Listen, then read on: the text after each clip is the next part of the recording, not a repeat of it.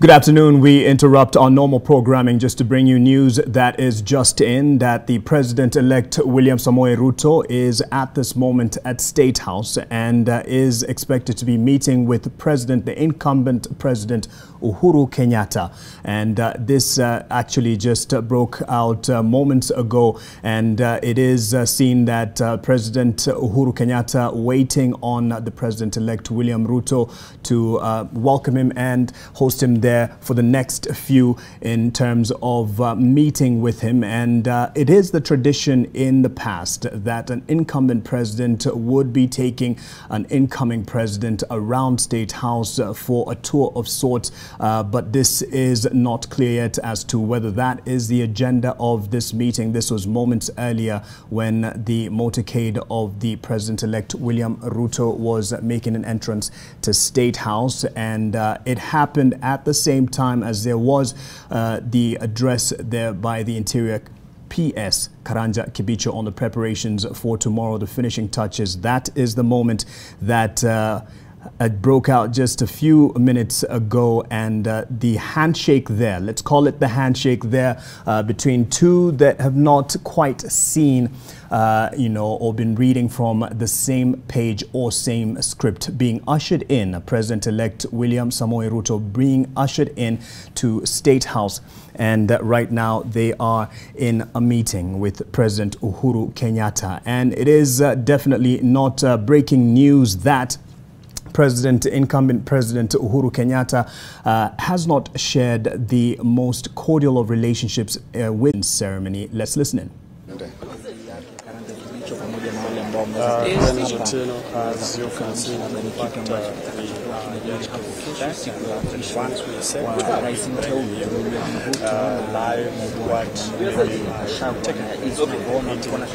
Kasarani. All right. Thank you very much for being here once again.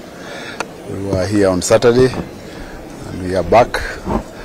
I'm here representing the head of public service, who is the substantive chair of the Assumption of Office Committee. He's engaged elsewhere. And like we said on Saturday, we've been coming here every day to just check the state of preparedness for the state function tomorrow. We've been here since Saturday, here yesterday, we are here today, and we have had our last meeting to just look through our tick boxes to ensure that everything is in order. We are satisfied. We've gone through every detail and are satisfied that we are ready for tomorrow, as you can see for yourself.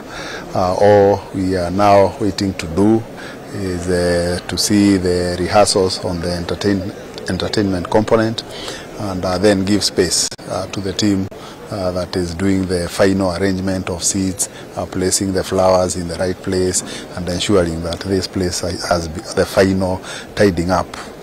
Like we said on Saturday, we are expecting 60,000 people here. The 60,000 people require no invitation cards. It's open to the public. However, at the main dais, like I said, we have 2,500 slots that we will be inviting the VIPs. Like I said again, we are expecting a lot of VVIPs, in excess now of 20 heads of states from across Africa and across the world. We are expecting those, and therefore there will be elaborate protocol program here tomorrow. We will open this stadium at 4 to the public, because allowing 60,000 people who you must do security screening requires a bit of time, and expect that everyone is seated and waiting by 8 a.m. for the program that we have adjusted to start at 10:30 a.m. tomorrow. Other than that, we are happy that the Assumption of Office Committee has been able to marshal this scale of preparedness within 7 days, and we are hopeful that we will have a very colorful ceremony tomorrow. So that's it. We are ready and happy that we've been able to put this in a very short time. What's the plan about the overflow of people that will arrive and find there's no... We have some space in the arena which will accommodate overflow of 20,000, but we encourage that beyond those, the others, this will be streamed live in all our stations.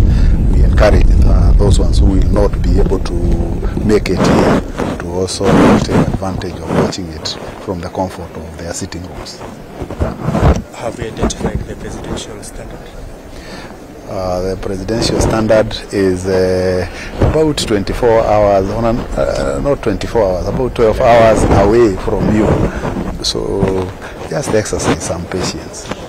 It will be here tomorrow with us because it's a military process. You know, you have to introduce a new one, lower the old one.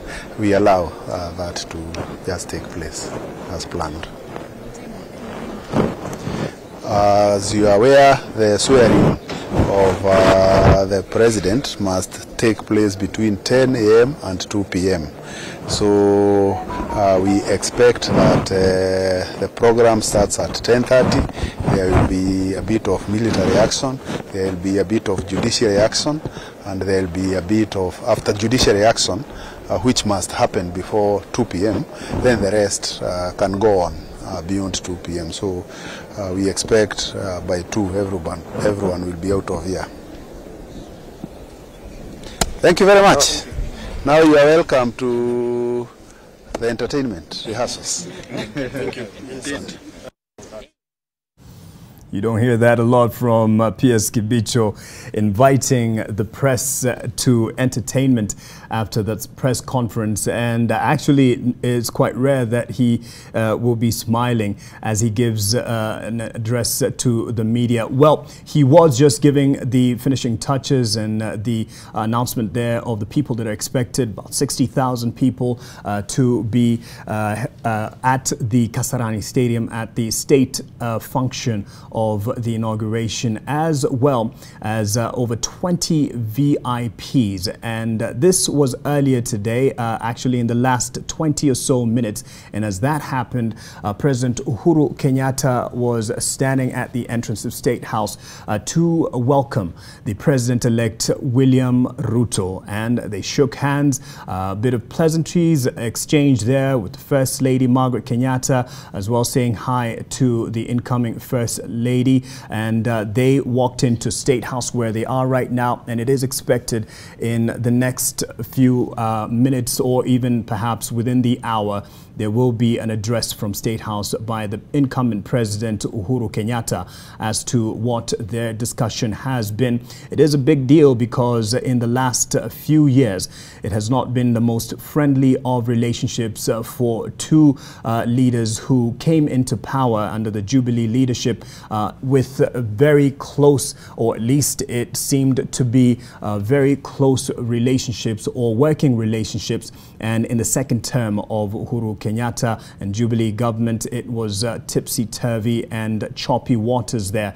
And with the president, incumbent president, throwing his full weight behind the Azimio leader Raila Odinga, who lost in the concluded elections. And it was concluded so by the Supreme Court that upheld the election of President William Samoei Ruto, president-elect, I should say. He will be fully president after the function tomorrow, after being sworn in. And it does show, or at least all indications are that the president, incumbent president, who hasn't had the kindest of words to share about William Ruto, will be attending the state function tomorrow as he hands over the instrument of power.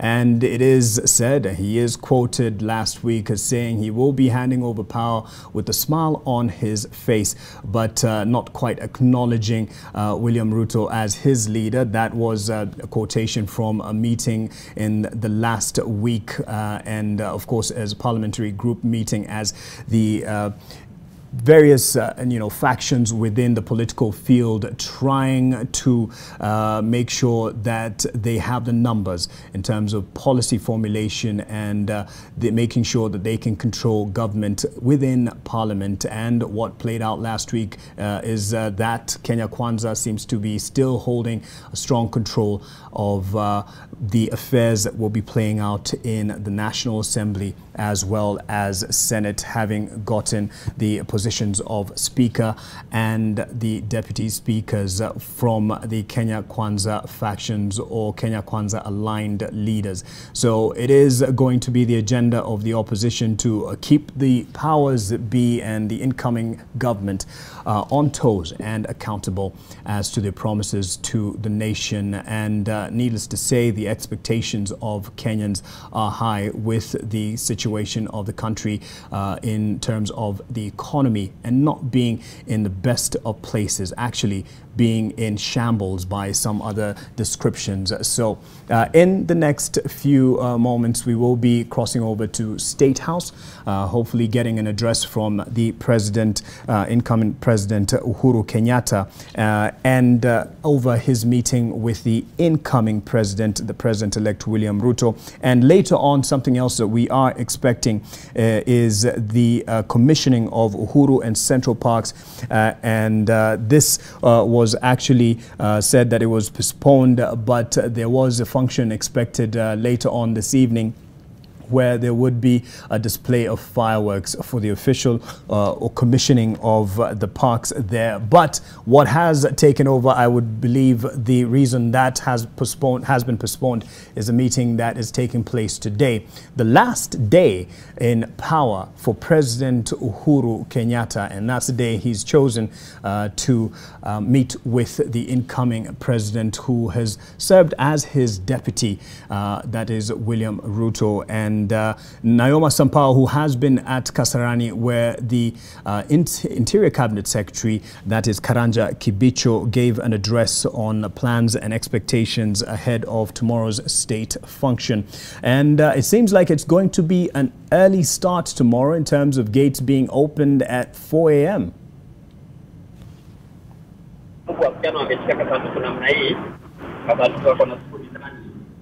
Naoma, if you can hear me, we were listening in to the Interior Permanent Secretary,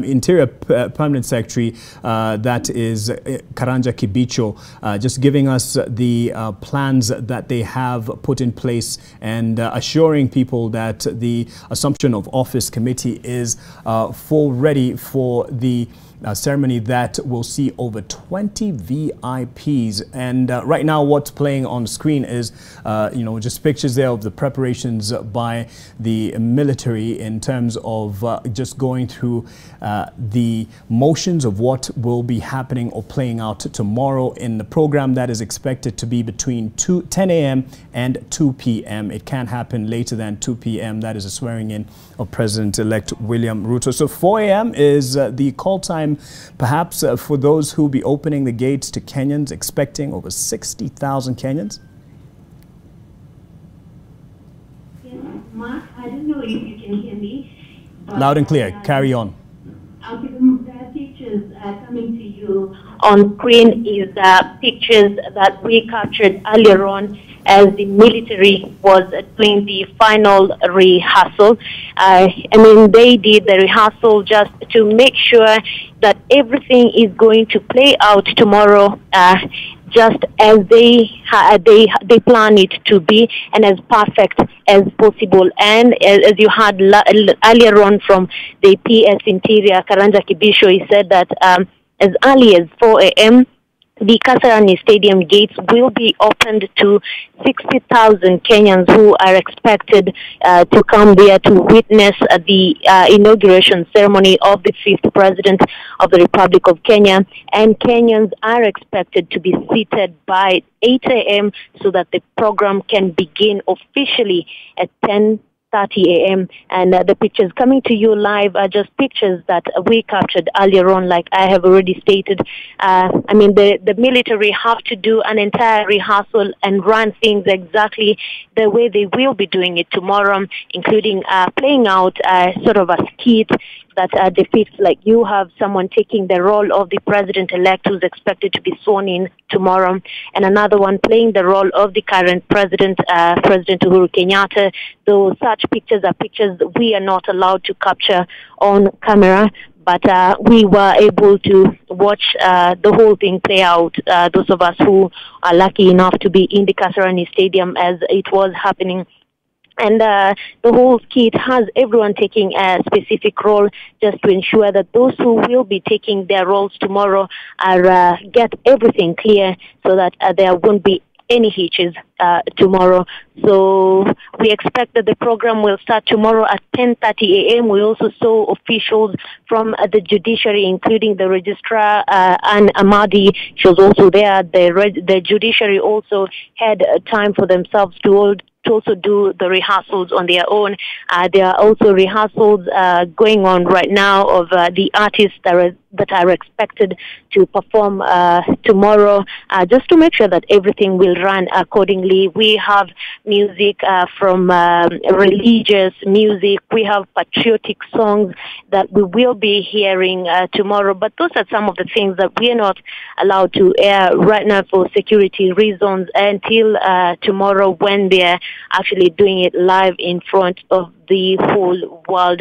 But as that now, Mark, the information that we received from the transition committee is that we are expecting 20 heads of state to grace the ceremony tomorrow. We are also expecting different delegates and about 2,500 very important people who will be seated at the dais just to witness the historic ceremony happening tomorrow. We also have Kenyans, around 60,000, and they say that they've prepared for an overflow of about 20,000 people. They've already mounted screens just outside the stadium to allow those who will not be accommodated inside the stadium to be able to follow through the entire program. Security has also been beefed up. According to the PS, we have about 10,000 security officers who will be patrolling the Kasarani Stadium and just the environs of the Kasarani Stadium beginning today evening. When the stadium closes, immediately the transition committee is done seeing the rehearsals which is going on right now. The stadium will close and it will be left to the military to run the show, including making sure that the stadium is safe and that there is no intrusion of the stadium until tomorrow when the dignitaries start arriving. Remember that this is a ceremony that will be watched worldwide, and you have to make sure that even the dignitaries that are here are safe, and that's why the security has been beefed up. But for now, we will be waiting also, just like the rest of the Kenyans, to witness the ceremony tomorrow. But as for now, that is all we have. Maybe I can talk about the pictures that you're seeing on screen right now. The officer you see there carrying that box-like with the Kenyan flag is carrying the sword that will be handed over to the president-elect William Ruto once he's sworn in. So the instruments of power, including the Constitution of Kenya, and also he will be given the Chief of the Golden Heart tomorrow. That particular recognition, he will get it from tomorrow. So the tools of power is the Constitution of Kenya, which he is expected to abide by it, together with the sword, which he will receive from General Robert Kibuchi. We expect also that the current President Uhuru Kenyatta will also have a chance to inspect his last guard of honor tomorrow as the chief, the CNC. So that from there, the current deputy president takes over, and maybe he will be the one to release the guard tomorrow to mark the end of the ceremony. But for now, that's all we have for you, Mark. It's back to you, studio. Thank you, Naoma, for that brief. And excuse me, I did say Permanent Secretary, it's Principal Secretary that was giving you the address earlier on. And as he was giving you what to expect, is there any protocol for the Mwananchi to expect as they come into Kasarani, or they'll just be directed to the entrance and take a seat, or is it free sitting? Is there any protocol or arrangement that is in place for the Mwananchi? Mark, according to what the PS secretary, the Interior Secretary says, is that there won't be protocols per se for Kenyans. They will just be expected to come in, and as they come in, there will be screening taking place in different gates at the Kasarani Stadium, just to make sure that everything that is happening there is safe, and that everyone who's there is probably harmless, if I may put it, but there are no protocols per se, and they say that it is open to the entire public. I don't know if I have answered your question. That's clear. And also, just for those who are planning to indeed show up physically for that state function, the advice for them is to arrive at a certain time, because if the program starts at 10 a.m., it's definitely expected that a majority, or rather all the guests, are seated well before that.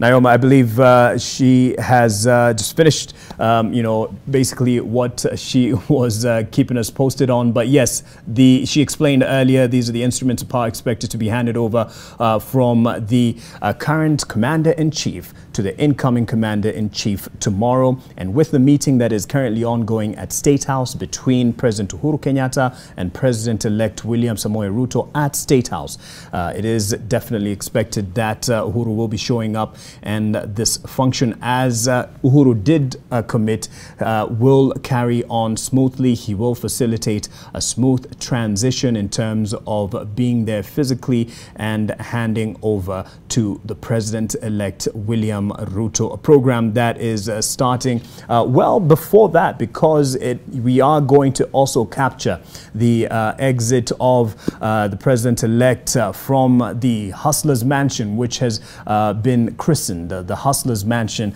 the official residence of the Deputy President, and all the way to Kasarani, as well as the motorcade of Uhuru Kenyatta and all the other dignitaries. We're expecting heads of state, at least 17, but it was clear, it was announced that at least 20 VIPs from around the world and over 2,500 dignitaries.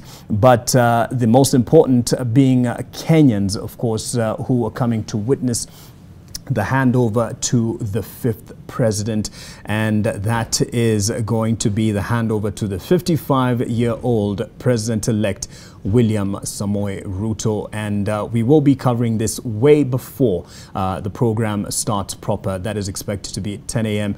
and 2 p.m. tomorrow afternoon. And yes, so as soon as an address will be coming out of the State House, where President Uhuru Kenyatta is meeting with President-elect William Ruto, we will be definitely going there. We're expecting, an address from the President Uhuru Kenyatta. That is to, perhaps just say exactly what was being carried out. Perhaps he might decide to play it down as the routine handover or walkabout from one incumbent president to an incoming president. And that did happen for President Uhuru Kenyatta from the late President Mwai Kibaki, and in their first term, especially, where they were taken about, and it was more of a good gesture and out of goodwill, just being taken around to what will be his new residence or address, that is for the President-elect William Samoei Ruto. And just looking at the body language of it all, there were smiles, there were some the handshake, which isn't quite something that would have been expected given what played out in the last several months, especially about the some of the words that were used to describe the other, that is from President Uhuru Kenyatta to William Samoei Ruto, and how it played out in the campaign season. And yes, many will dismiss this as being the political game and what is to be expected from the field of politics and the play of politics, but it definitely wasn't pretty by any measure. But things have to move on constitutionally after the concluded elections, and the Supreme Court made itself clear on what it holds in terms of what was brought before it by those who went to court to challenge the election. And now it is definitely moved on beyond that to the inauguration, the swearing in, and now taking into effect the new government and formation of the same. It will be moving forward to the issue of, the formation, how it will be structured in terms of who will be chosen to fill which seats as they carry out their mandate and attempt to keep their promise, that is to the Kenyans.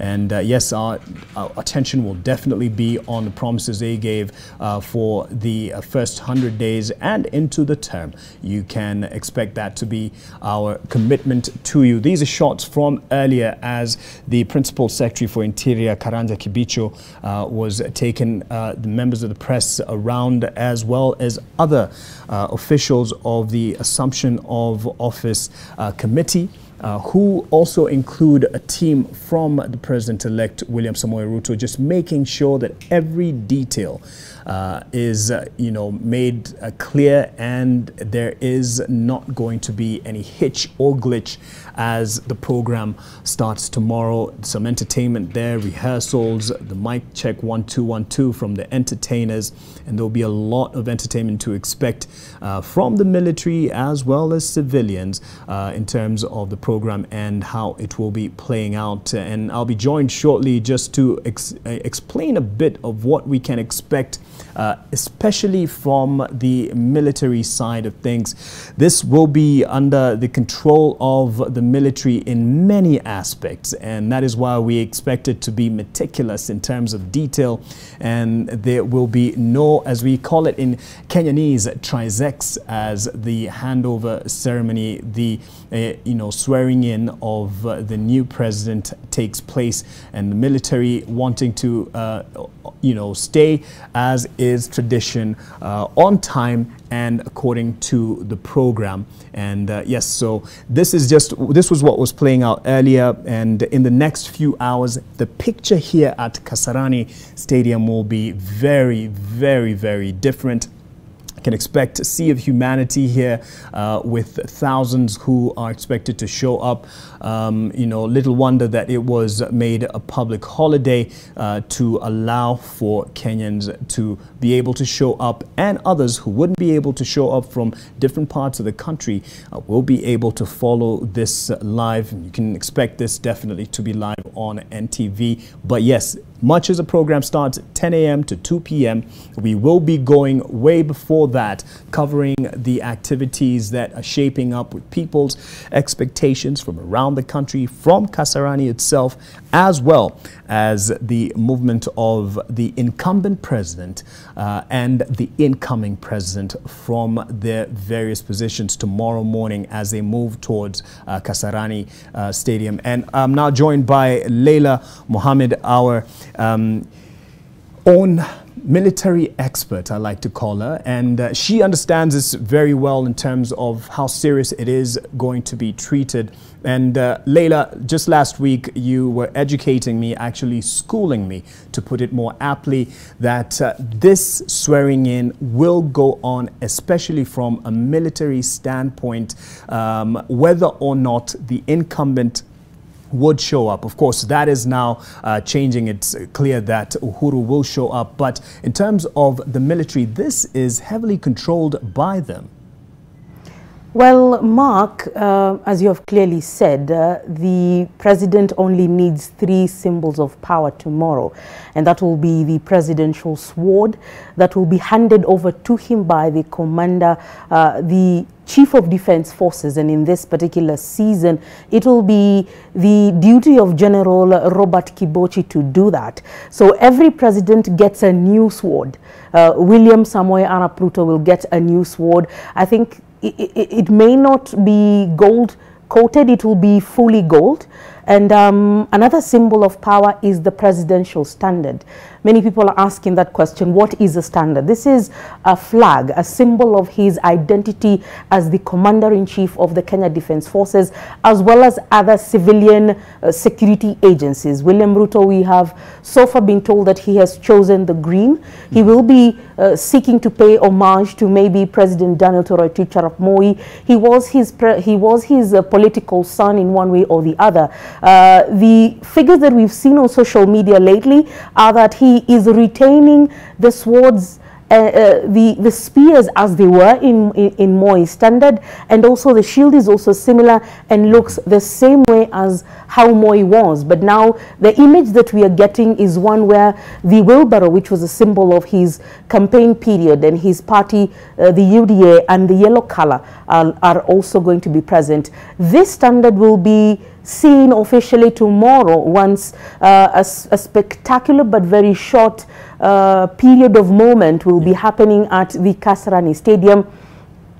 2 military police officers will stand side by side, and one will be on one pole and one will be on the other. Right. The presidential standards will be folded up until the commanders-in-chief arrive at the stadium. William Ruto's will not be unfolded up until he takes the oath of office. And once President Uhuru Kenyatta drives into the stadium, his presidential standard that will already be up will then now be opened to signify that the Commander-in-Chief is within the precincts of power. So those two flags will be, one will come up and the other will go down simultaneously as the national anthem. And these are the three standards. The three stanzas of the national anthem will play. But we can speak about a match that it will be happening at the Kasarani Stadium. But Mark, you know, these festivities begin all the way from the DP's residence for William Ruto and State House Nairobi for Uhuru Muigai Kenyatta. These are residences that they've used. If William Ruto was not part and parcel of government, then the procession would have begun ideally from his area of residence, and this is where Mwai Kibaki was received from in 2002, late December, when he was taking oath of office at the Uhuru Gardens, at the Uhuru Park, I beg your pardon, which is different from the Uhuru Gardens. So maybe you have any questions yes, before we continue? Definitely. You've explained the presidential standard, and with each president having something unique to them, much as they would want to honor, previous serving president. And we are told that the president-elect has chosen something that will have, dominating green color, which of course is featured with his party UDA, and it is up to their discretion. But there's something else that happens, and you've mentioned the instruments of power when they're handed over. And in terms of the person, you will use the official term, the aide-de-camp, the person who stands behind President Uhuru Kenyatta. What will play out tomorrow, and what should people understand that to be? So within 7 or 8 seconds, something spectacular will happen very fast and very meticulously. This is all in military precision. Currently, the ADC who stands behind President Uhuru Kenyatta, he has two to choose from. So the one we've seen constantly, a constant figure over the last 2 years is Brigadier Likolol Stanley. The gentleman who stands in white, he is a Navy officer, and up until last few months ago, he was a full colonel. He came into office as a lieutenant colonel and served President Uhuru Kenyatta up until when he leaves office. So he will be the gentleman who will be standing behind President Uhuru Kenyatta. He sits at the back of the vehicle when Uhuru Kenyatta is traveling. When the vehicle stops, he disembarks fast and opens the door for the president. And he will walk behind him up until the moment he goes onto the presidential dais. This is where the parade commander will come before him. And this time we know it's a lieutenant colonel from the Kenya Army who will come, and he will do the sword this way. And he will request the commander-in-chief, do you give us the opportunity of inspecting this last guard of honor? And President Uhuru Kenyatta will say yes. So in front will be the parade commander, then President Uhuru Kenyatta, and then the Chief of Defence Forces, and behind him will be Lekolol, as he has always done. Right. After he is done, inspecting the guard of honor, and I know this time around there will be about 160 officers. Let me call them soldiers because these are non-commissioned officers. Yes. They will be led by a team of senior commissioned officers from the ranks of lieutenant up until the lieutenant colonel. Once he gets back to the dais and the incoming president has been sworn into office, on one side will be Chief of Defense Forces General Robert Kibochi.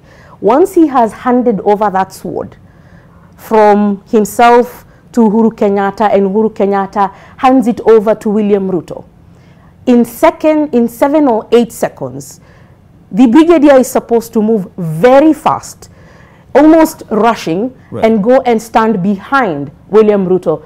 This is a very short process, but it also determines how significant the shift of power from one arm to the other will signify. So this is a critical moment in terms of what Kenyans will be seeing tomorrow.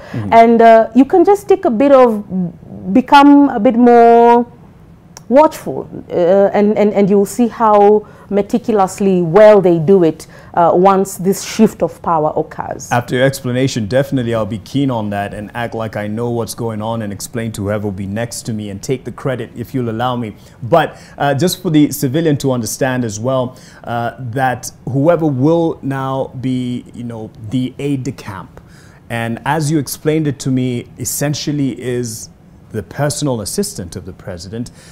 Is it known, is it up to the president-elect to choose? Does it have to be someone from the military or, you know, Navy, whatever you call it? Is that what is followed in protocol? So first things first, an ADC is a military officer. Come what may, it cannot be a civilian officer. He cannot come from the National Police Service or the Intelligence Service, because this is a tradition that we have picked up from our British aristocracy and the royal household. The ADCs are part and parcel of how the military works. They say ni msaidizi wa mkubwa in Kiswahili. He is a ceremonial part and parcel of the presidency. He doesn't just stand there as if he's the president's shadow. He isn't, in fact, a bodyguard. There's a difference. Right. He does not carry on his person at any particular time a firearm. You cannot compare him with the presidential guards. His role will be most likely be similar to what we call a presidential aide. We know we have the office of the personal assistant, which the current president's nephew currently holds. And I know William Ruto, as the 5th commander-in-chief, will choose his. But the ADC is a specific office where he will be in charge of the president's diary in one way or the other. Right. Anytime he needs people to come into his office, he will be the person to usher them into the presidential office. When he stands behind him, when the president needs maybe his glasses or his papers or something in his bag, this will be the job of the ADC to do this. And by standing behind him, it does not necessarily mean that he does not have a clear undertaking duty to undertake.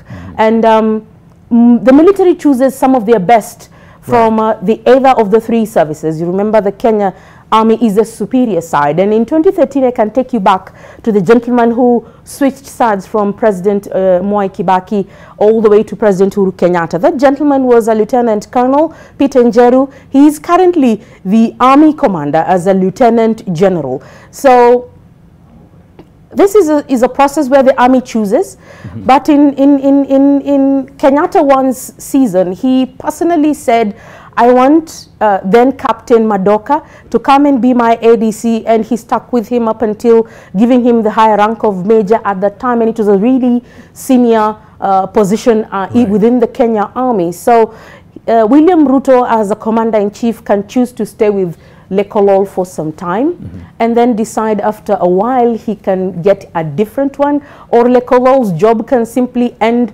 once the 2 gentlemen go back to State House and Uhuru Kenyatta boards the Kenya Marine One or is driven across the fence to his estate by the Kenya military. So it is really up to the commander-in-chief to make those changes. And by now, if President William Ruto, president-elect, William Ruto seeks to have those changes made, he has gone back to the military to begin choosing. And this officer does not need to have to be a really senior officer within the rank and file. He may be a captain, and that still can do the job of being an ADC to the Commander-in-Chief. We're just going through the motions here, and Leila, you are definitely our internal library for all matters military. And as you follow, definitely there's been a big fuss about who will be live with what signal. NTV will definitely be live with everything that will be happening tomorrow in terms of the state function, even right from the exit of the president-elect from the Hustler's Mansion all the way to Kasarani. And there's something here that is documented on ntvkenya.co.ke, where you should get all the updates on this and every other development in the country. And they're trying to break down what to expect at Kasarani as Ruto is sworn in as Kenya's 5th president. And I want Leila to help us understand the significance of this. One of the first things that will happen, of course, all civilians and guests will be seated by 10 a.m. But immediately after that, for the next hour, the service commanders of the Kenya Army, Kenya Navy, and Kenya Air Force will take their positions at the dais, and they will be followed by visiting heads of state and government before the arrival of the Chief of Defense Forces, General Robert Kibochi. In terms of, this is definitely not, just happening out of chance. It is ordered that the service commanders sit at a particular time and in a certain order. Well, Mark, anything that happens even in the military doesn't happen by chance. This is something they have been preparing for the last decade. It could be a different kind of leadership. However, institutional memory has to suffice. There has to be order in how things are done. And that is why the military will be particular in which senior officer will begin walking into the dais. I think Lieutenant General Njiru will go first, and then he will be followed by the Major General in charge of the Kenya Air Force, and then at the end will be the Major General in charge of the Kenya Navy. And because the IG of police is also a commander of a service, he will be the 4th such commander to stand in line with the 3 commanders of the Kenya Defense Forces.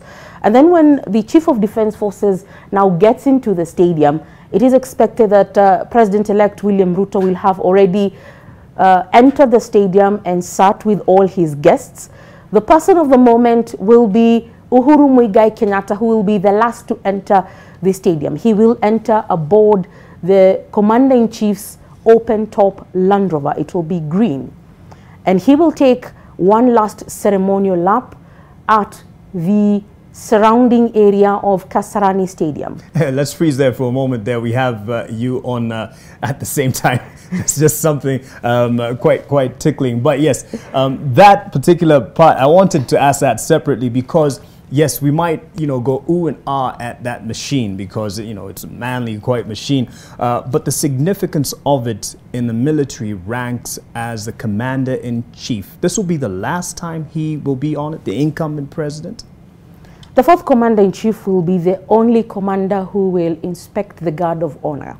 Like I said, there will be about 80 officers, 80 soldiers from the Kenya Army who you will be seeing in the red tunic, the ceremonial dress, the red top and the black outfit, and the red and their superior hats. They will form the majority because they are the largest unit of the Kenya Defense Forces. And in the middle, there will be the Kenya Air Force. There will be about 40 soldiers from the Kenya Air Force. And then at the end, we will see the whites of the Kenya Navy. You will see what is predominantly described as the sailor outfits. The ones, maybe those of us who used to watch Popeye the Sailor, used to see him dress in such an outfit. So that is what the soldiers from the Kenya Navy will be wearing. So it will be a full guard of honor that he will take quite some time to inspect for maybe like a minute or so. And like I've told you before, there will be only 4 people inspecting that guard of honor. When he reaches where the presidential color will be, which will be in the middle of the parade, he will take a moment and he will salute.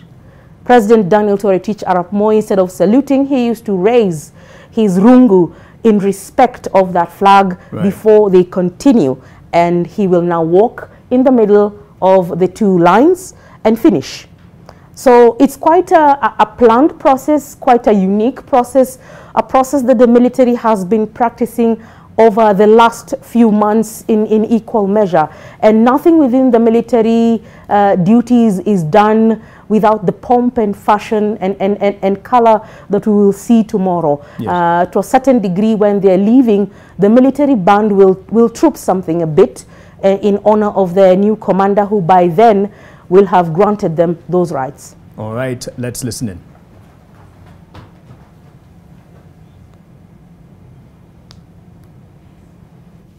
As your president, since independence, we have every 5 years, without fail, reaffirmed our democratic credentials. And we have done so by returning to the people, the sovereign of our nation, for a mandate to serve. We have, in this context, put our nation on consistent and predictable journey of deepening and maturing our democracy. Tomorrow, I will emulate that honoured tradition and hand over the mantle to my successor, Dr. William Samoei Ruto, and I am profoundly grateful for the honour and privilege that you bestowed upon me to serve as the 4th President of this great Republic of Kenya.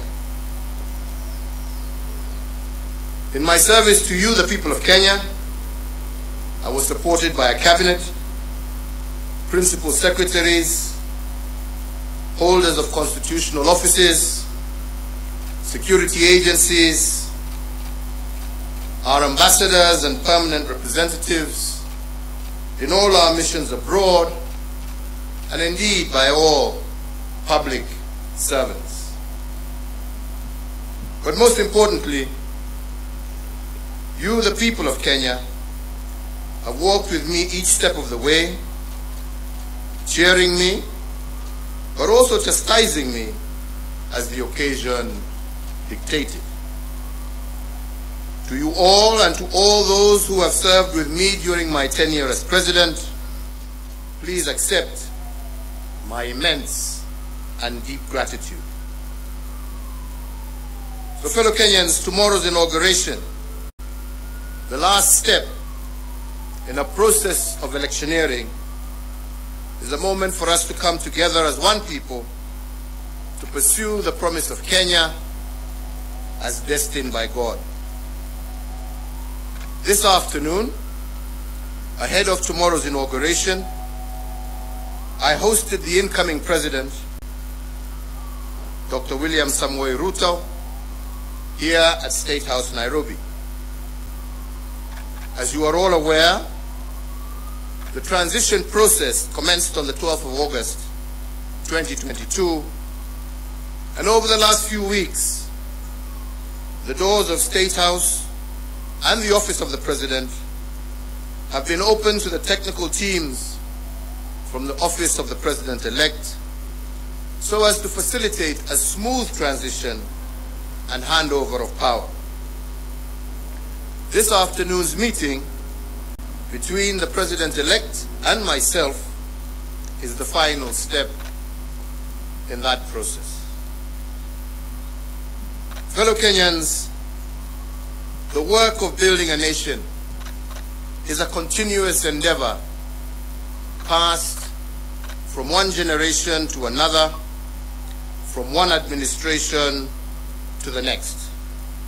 And this in an unbroken chain that seeks to progressively build a more united, equitable, and prosperous Kenya.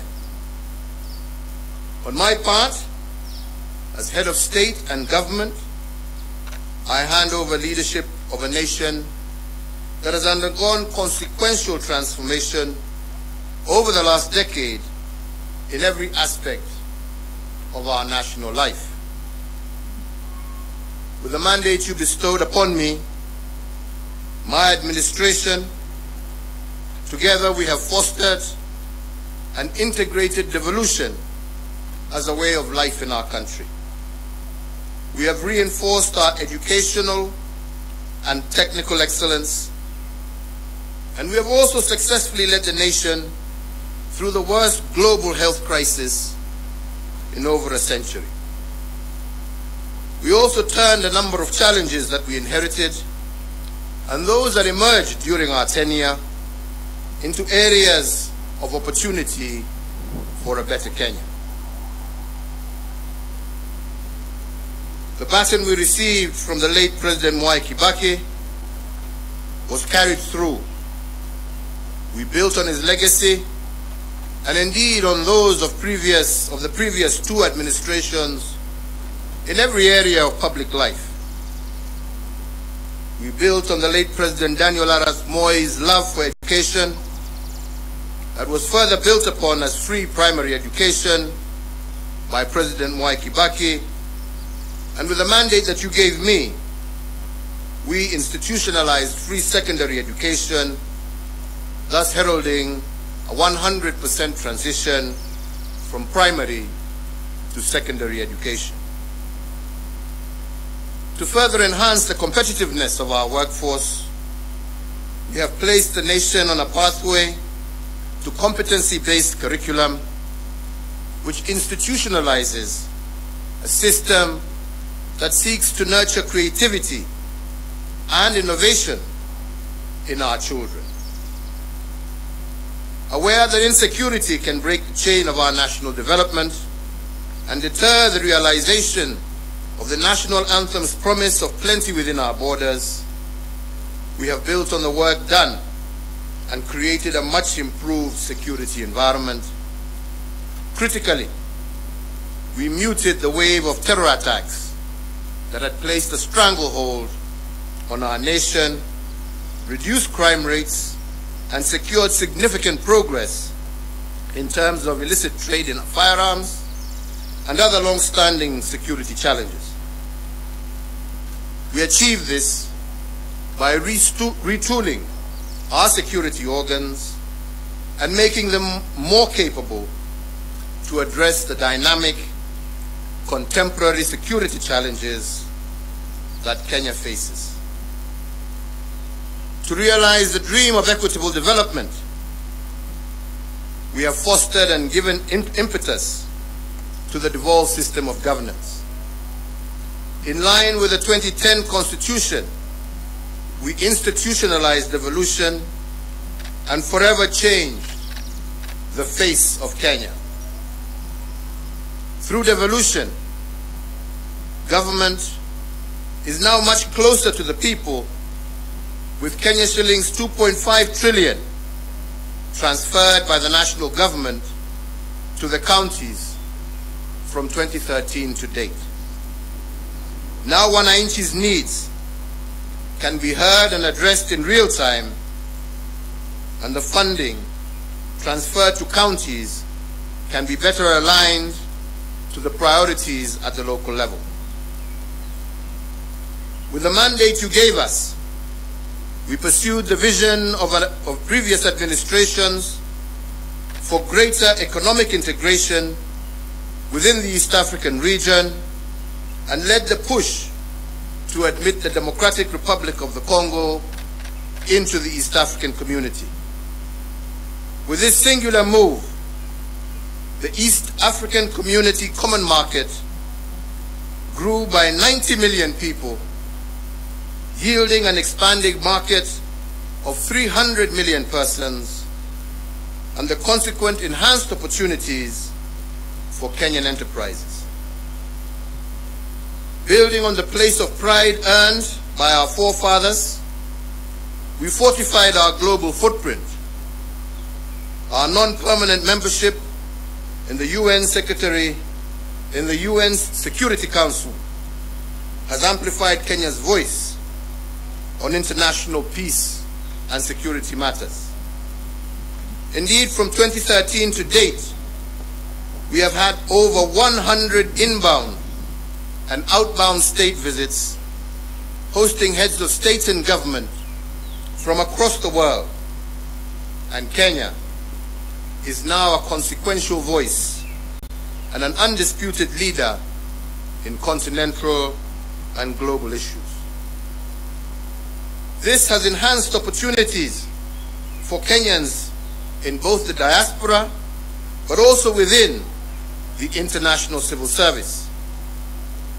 As a consequence, diaspora remittance have increased tenfold over the last decade, and they now stand at an all-time high at over Kenya shillings 400 billion per annum as of 2021, surpassing some of our traditional exports as foreign exchange earner. We have also built on the aspiration of the independence generation to foster inclusivity and gender parity.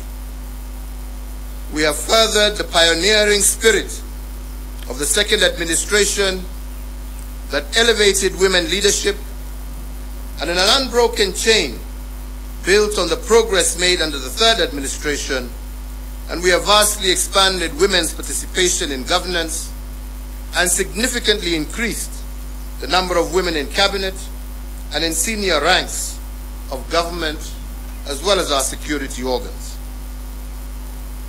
Indeed, we have built on President Mwai Kibaki's path-breaking investment in infrastructure.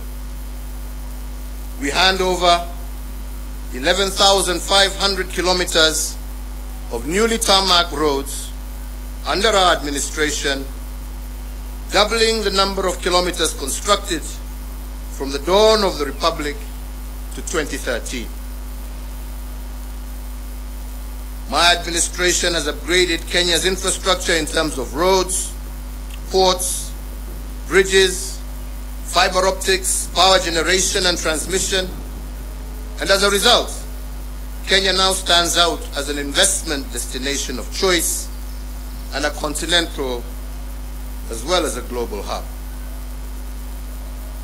In enhancing service delivery, with the mandate you gave us, we also transformed the way government services reach the Mwananchi. We did this through the introduction of Huduma Centers and the e-Citizen online platform, which together have made access to public services a fast and pleasant experience and not the toll that every citizen had to endure in the past to obtain basic services. Now passport applications, birth certificates, marriage certificates, business registration, driver's licenses, and so many others can be done online from anywhere in the world. As a digital government, we successfully transitioned from analog to digital television and radio, resulting in the country today being home to 130 TV stations, up from 14 in 2013, and 204 radio stations, up from 130 in 2013. These figures do not factor the massive expansion in the digital space that has seen many hundreds of thousands of Kenyans successfully monetize various digital communication avenues. I have immeasurable pride in having the magical tag of Made in Kenya affixed to a much wider range of products, and my administration has reinvigorated domestic manufacturing and diversified our exports of finished products.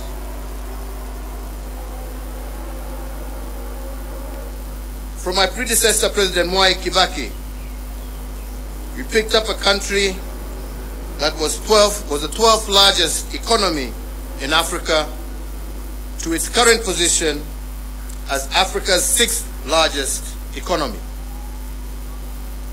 We have almost tripled the wealth of our nation from a GDP of 4.5 trillion in 2013 to close to 13 trillion currently. Consequently, the income per capita also rose sharply from Kenya shillings 127,065 per person in 2013 to Kenya shillings 245,045 per person in 2021. This has seen Kenya graduate from a lower middle income country, and it is notable that if we continue on this growth trajectory, what this means is that by next year, we will join the league of truly middle income countries. In another milestone as a mark of the growth that we have experienced, our tax revenues have more than doubled from slightly above Kenya shillings 800 billion in the financial year 2012-2013 to Kenya shillings 2 trillion in the financial year 2021-2022. The dream of our forefathers was to rid the country of disease, ignorance, and hunger. And to bring the nation closer to this goal, in addition to the educational gains I highlighted earlier, we have connected more than 13 million Kenyans to clean water and registered a 400% growth in the number of Kenyans issued with NHIF cards, with 17.1 million Kenyans currently issued compared to 4.4 million issued as at April 2013. To enhance access to healthcare, we have constructed countrywide an additional 1,912 healthcare facilities across all levels of care, representing a 43% increase in the total number of public health facilities in the country. These facilities range from the recently commissioned modern state-of-the-art Level 6 Kenyatta University Teaching, Referral and Research Hospital to health centers and dispensaries at the village level. So fellow Kenyans, every administration has added arrows to our national quiver in energy production. When I took the oath of office in 2013, Kenya's total grid was 1,300 megawatts. This now stands at 2,700 megawatts. But even as we doubled power production, we ensured that our exploits did not break the intergenerational chain of sustainable development. Thus, 80% of the power that Kenya generates is green energy, propelling Kenya to an unenviable position as a continental leader and a pioneering global role model in the generation of green energy. To share in this plenty with all Kenyan families, we have tripled the number of households with access to electricity by connecting an extra 6.3 million households, up from 2.3 million households in 2013. So I therefore hand over in an unbroken chain a country that has connected more people to electricity, more homes to electricity than any other country in Africa over the last decade. We also heeded that intergenerational call to be conscious, to conserve our heritage and splendor so as to pass it on to future generations in as good a state as it was given to us, if not better. We have done this by leading a planting campaign where 1.34 billion trees have been planted, moving our forest cover from 6.99% in 2013 to 8.83% in 2022, and increasing our tree cover from 12.3%, thus surpassing the set constitutional threshold of 10% in a record 5 years. As a result of our conservation efforts and other legal and institutional reforms, we have also recorded the lowest levels of poaching in our nation's history, and thus registering the highest wildlife population for our Big Five and a majority of other wildlife species that share Kenya with us. So, fellow Kenyans, while we have made remarkable progress, it is also important that I note and appreciate that building a nation is a journey. There is still much more to be done to move our nation to the next level of development towards realizing our Vision 2030. And the fourth administration, which I had the privilege to lead, has built on the foundation laid on others, upon which the fifth administration can also build. So, fellow Kenyans, let me conclude by saying that to serve one's country is the greatest honor any citizen can receive. It is a sacred trust, and it has been an immense privilege that I have not taken for granted. I thank you all for the immense opportunities you have awarded me to serve in various public roles over the last 2.5 decades, which have included, amongst others, Chairman of the Kenya Tourism Board, Member of the Jomo Kenyatta University Council, Chairperson of the Disaster Emergency Response Committee, a Member of Parliament for Gatundu South, a Cabinet Minister serving in the Ministries of Local Government, the Ministry of Trade, the Ministry of Finance, the Leader of the Official Opposition, Deputy Prime Minister, and as the President of this Republic for the last 10 years. In all the work I have done as President, and in every presidential decision I have made, and in every executive action I have taken, in every bill I have proposed and assented to, I have been guided by the dream of our forefathers, and that is the dream to eliminate poverty, ignorance, and disease, and to improve the quality of life of all Kenyans, and to create conditions for everyone to achieve their dreams.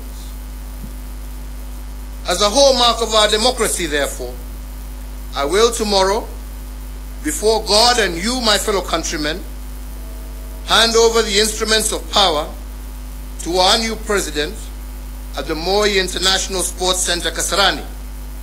And with that, the fourth administration will come to an end, and the tenure of the fifth administration will begin. My entire family and I join all Kenyans in wishing the very best to our next president, Dr. William Samoei Ruto, and extending to him our warmest congratulations for receiving the mandate of Kenyans to lead us as our fifth president. And so, Mr. President-elect, as you walk the path to your inauguration and beyond, you will be the president not just for those who voted for you, but for all Kenyans. In the prophetic words of our national anthem, we are summoned to purposefully dwell in unity, peace, and liberty, working hard and together so that plenty may be found within our borders. I therefore wish and pray for your success, as your success will be Kenya's success. I thank you all. May God bless you, and may God bless this great Republic of Kenya. Asante sana.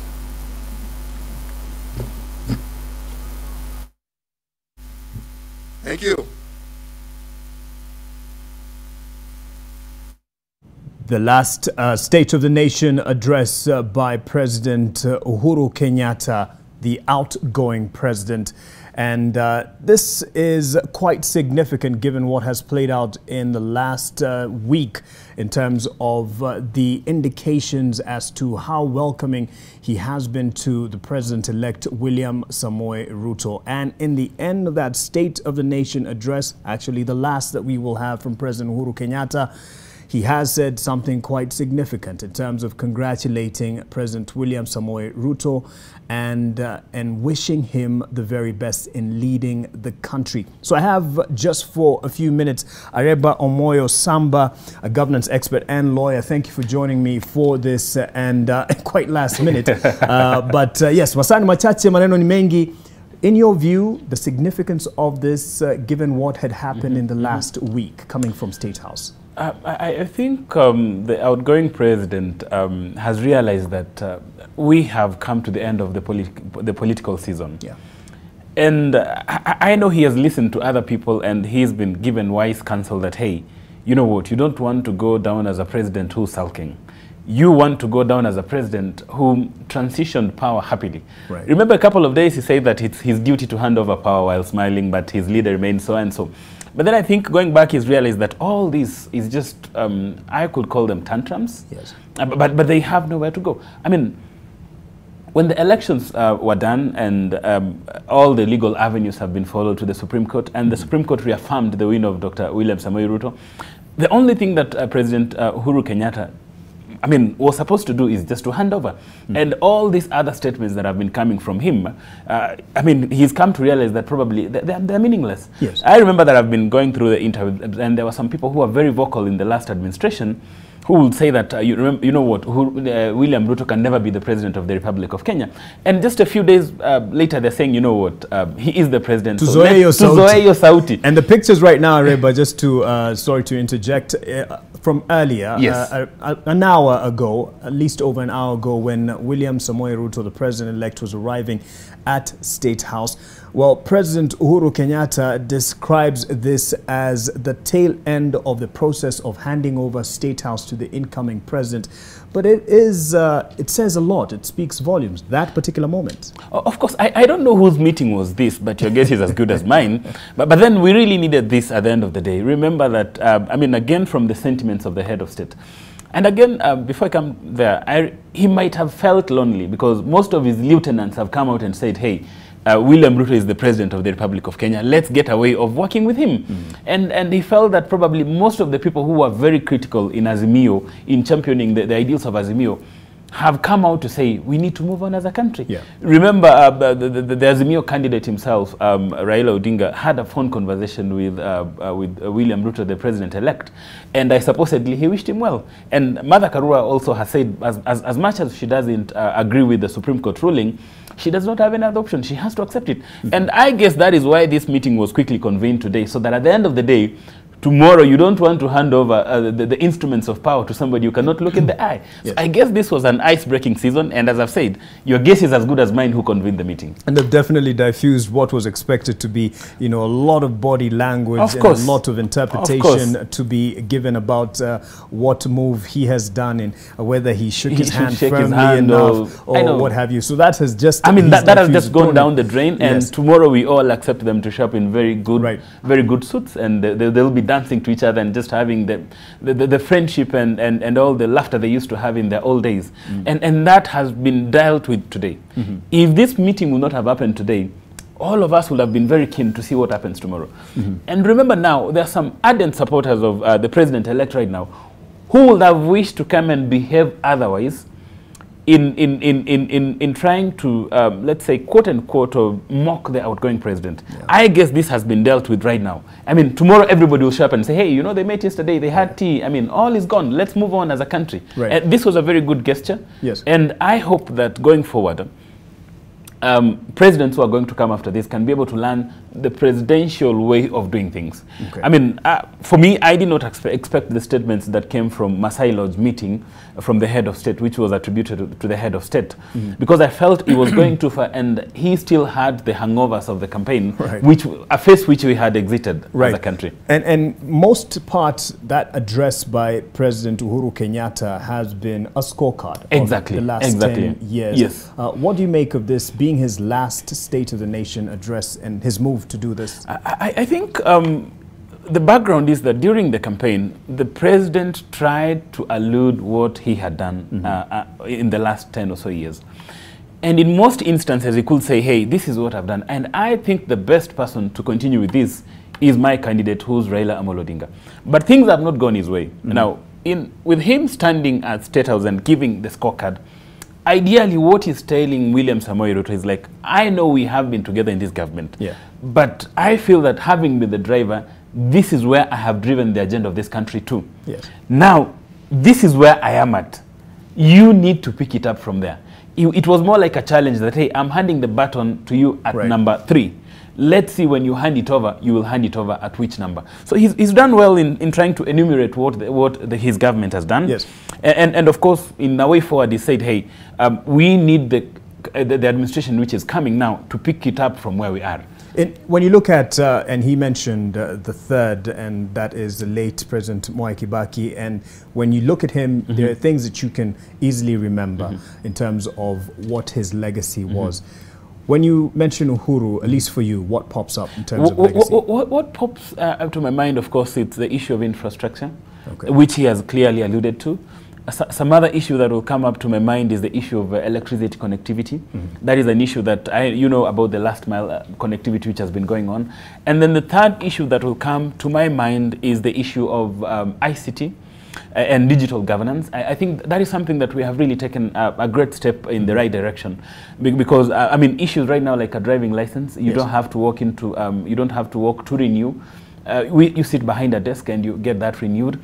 Issues to do with those people who want to register businesses and companies, you get to sit behind a desk and your business, I mean, for us lawyers now, we have lost business to you guys. You can sit on a computer and you register your business or company and you're able to move forward. Of course, there are issues to do with the digitization of government records and issues to do with the lands.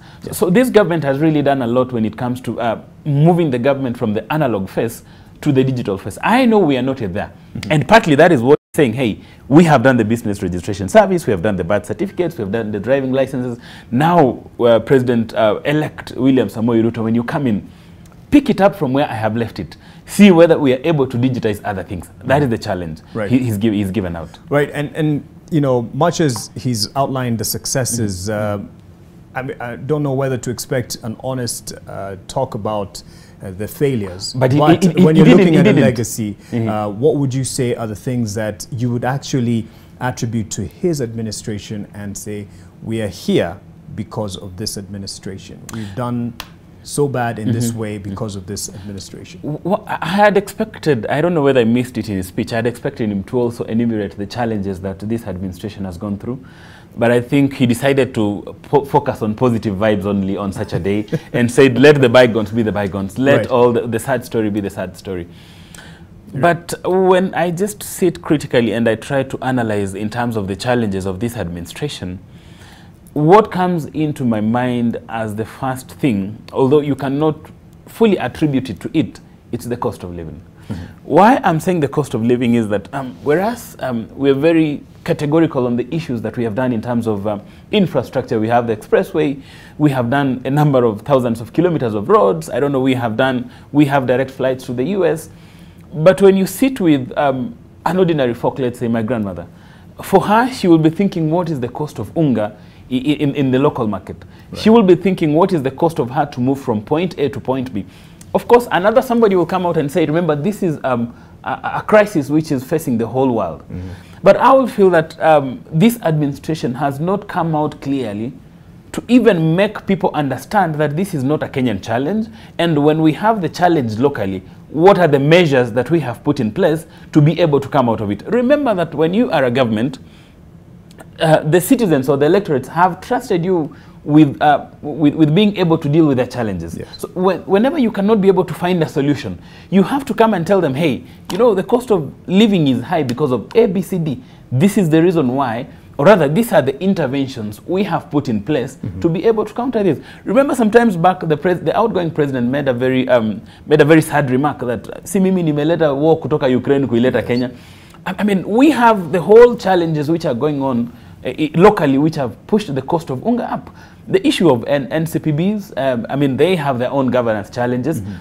We have the issues of the Galana Kulalu. I mean, we know the amount of money that we sunk in. So I feel that whereas we can have a discussion that COVID brought in some challenges which made the cost of living to go high in most areas in the whole world, I feel locally we domesticated the whole challenge without even trying to get a local solution for those challenges. And in terms of solutions, it's interesting to see how the incoming government has separated itself from the government, the sitting government, much as the president-elect is a deputy president. Of course. But he kept saying what we did in the first term took us to a certain point. The second term was plagued by this and that, and we couldn't make progress. And moving forward, he has actually said on international media, on CNN to be exact, that that's the president-elect. Yes. I will not blame international, development for our local fortunes or misfortunes. Do you see that holding in terms of especially cost of living, price of unga, price of fuel, and generally cost of living, that he would take responsibility for Kenya and that will hold? I don't know. Probably he has a better understanding than I do, considering that he has access to a lot of information that some of us might not be able to have to. But the biggest thing I would want to also, I'm very curious to see, is how the president-elect, William Samoei Ruto, is going to tackle this issue. In fact, in one of his addresses, he's clearly said that he is going to issue communique about the cost of fertilizer, the cost of unga, the cost of petrol in a couple of coming days, probably less than 30 days or less than 14 days. And I'm very curious to see then which kind of interventions are going to be put in place so that he can redeem the hustler nation that overwhelmingly backed him. And remember, for the hustler nation, the major issue that they look at is the cost of living, just to eat. So this is something that I will also be looking out to see which kind of this genius intervention that is going to be put in place in a very in a short-term kind of time to be able to deal with this cost of living. Okay. On the issue of whether we can be able to domesticate the international development to local problems, I have a two-way thinking of this. Of course, with the coming of COVID, we saw a new world order. With the new world order, we saw some commodities which, of course, skyrocketed, and then subsequently we have seen what is happening between Ukraine and Russia. Whereas that is able to affect us locally, I also feel that locally we have not fashioned our own solutions for international problems. We don't seem to be like we get to foresee, or rather, we talk very many times of this is our grain reserve, these are our oil reserves that we have. But when it comes to a crisis, internal safeguards. Internal safeguards, rather. Okay. But when it comes to, when push hits shove, we don't get to see those internal safeguards getting to solve our challenges. Okay. Of course, they might be internationally instigated, but we always talk about national safeguards. Right. When will they come out? All right, and that's a big question as we move into the new government and new dispensation. Areba Samba, governance expert and lawyer.